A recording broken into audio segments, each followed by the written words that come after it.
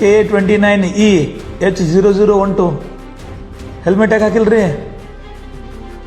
Dio ಗಾಡಿ ನೀವೇ ಎಲ್ರಿಗೂ ನಮಸ್ಕಾರ.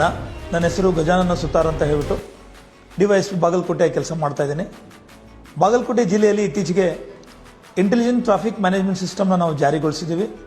ಇದರಲ್ಲಿ ಆರ್ಟಿಫಿಷಿಯಲ್ ಇಂಟೆಲಿಜೆನ್ಸ್ ಕ್ಯಾಮ್ರಾಗಳ ಮೂಲಕ ಟ್ರಾಫಿಕ್ ವಯಲೇಷನ್ಸ್ ಏನಿರ್ತವೆ ಅದನ್ನು ಕ್ಯಾಪ್ಚರ್ ಮಾಡ್ತೀವಿ.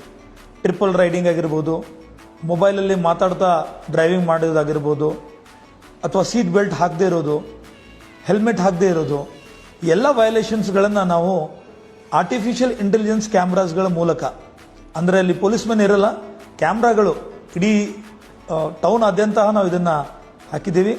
ಸುಮಾರು 325 ಕ್ಯಾಮ್ರಾಗಳು ಕೆಲಸ ಮಾಡ್ತಾ ಇದ್ದಾವೆ. ಏನೇ ಟ್ರಾಫಿಕ್ ವಯಲೇಷನ್ಸ್ಗಳಿದ್ದರೆ ಆಟೋಮೆಟಿಕ್ಕಾಗಿ ಕ್ಯಾಪ್ಚರ್ ಆಗಿ ಅದು ಏನು ದಂಡ ರಸೀದಿ ಇರುತ್ತೆ ಅದು ಆಟೋಮೆಟಿಕ್ಕಾಗಿ ಜನರೇಟ್ ಆಗುತ್ತೆ. ಆವಾಗ ಆ RC ಓನರ್ ಏನಿರ್ತಾರೆ ಅವರಿಗೆ ಅದನ್ನು ನಾವು ಥ್ರೂ ಪೋಸ್ಟ್ ಮೂಲಕ ಮತ್ತು ಮೆಸೇಜ್ ಮೂಲಕ ದಂಡ ಕಟ್ಟಿ ಅಂತ ಹೇಳ್ಬಿಟ್ಟು ನಾವು ಕಳಿಸ್ಕೊಡ್ತೀವಿ. ಈ ಏನೊಂದು ದಂಡ ಕಟ್ಟೋ ಪದ್ಧತಿ ಇದೆ, ಇದು ಆ RCಗೆ ಬೋಜ ಮೇಲಕ ಕೂತ್ಕೊಳ್ಳುತ್ತೆ. ಹಿಂಗಿದ್ದಾಗ ಆ RC ಓನರು ಅದನ್ನು ಟ್ರಾನ್ಸ್ಫರ್ ಮಾಡೋದಾಗಲಿ ಅಥವಾ FC ಅಥವಾ ಇತರೆ RTO ಕೆಲಸಗಳನ್ನ ಮಾಡ್ಕೊಳ್ಳೋಕ್ಕೆ ಆಗಲ್ಲ.